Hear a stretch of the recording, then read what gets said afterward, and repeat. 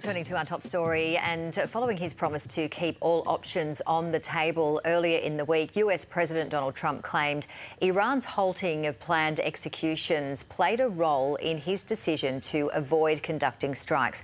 For more, joining us live is Des Houghton, Courier Mail columnist and travel and wine editor. Des, great to see you as always. A very lengthy and in-depth article of yours today titled "Trump's Triumphs Enrage the Left." Where do we start here? Because you've got so much in it. If we're just talking about the executions, first of all, what are your reactions to that?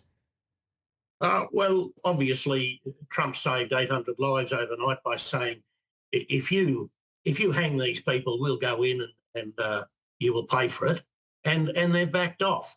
This is the same Trump who people, a lot of the left despise, who has, created a ceasefire in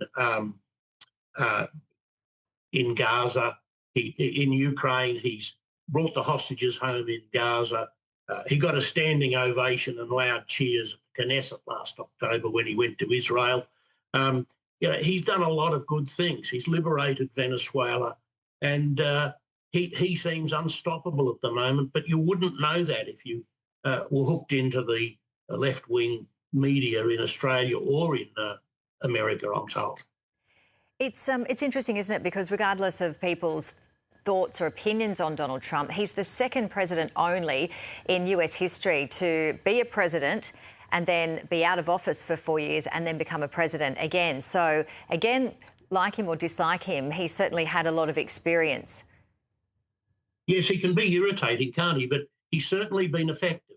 And more so too on the home front, where he's taken a flamethrower to the progressive elites, especially in the universities, where he said they fostered anti-Semitism. They allowed Hamas to get a foothold and inculcate the students there. And he said the universities are run by Marxist maniacs. And he's not kidding when he said he's cracking down. He's frozen $12 billion in federal funding to 600 universities, and these are big. These are Harvard and Cornell and UCLA. These are the elites, and he's saying you smarten up yourselves, stop the transgender activism, stop the left-wing ideology teaching. Otherwise, you're just not going to get funded. And I think there's a good lesson in this for Australia, is there not? Well, we can always have lessons. We never stop learning, do we?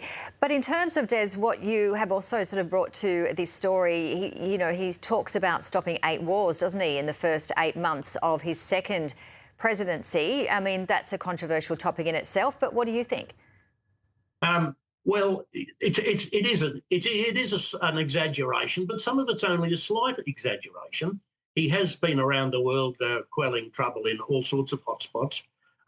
And, there's more to come. I think we've got to see what unfolds in Cuba.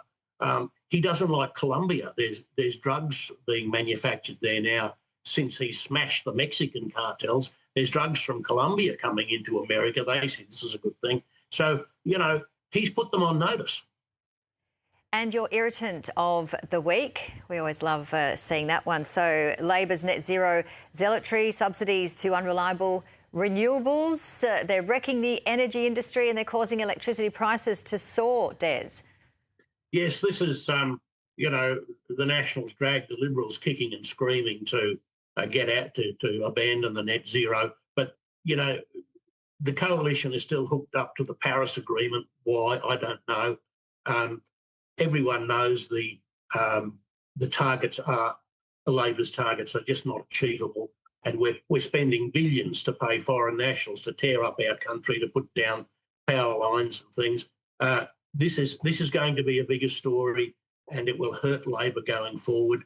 The Greens are already suffering because they're not talking about this part of it, and especially in my state of Queensland, is it any wonder people are flooding to One Nation?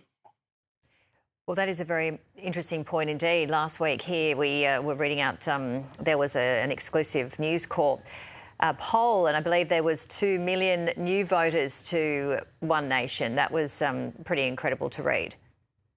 I'll say now she's got 21%, Pauline. she will overtake the coalition in the polls soon. There you are. Yeah, I spoke to Barnaby Joyce yesterday at Boswell's funeral, and he's just amazed at the support from people at the from the LNP who are reaching out to him. Yeah, it's going to be one to watch, that's for sure, especially when we see what's happening with states with gun laws and people's reaction and moving forward with the gun buybacks and the hate speech laws next week in Parliament. So much to talk about. We've run out of time as always, Des. Great to see you.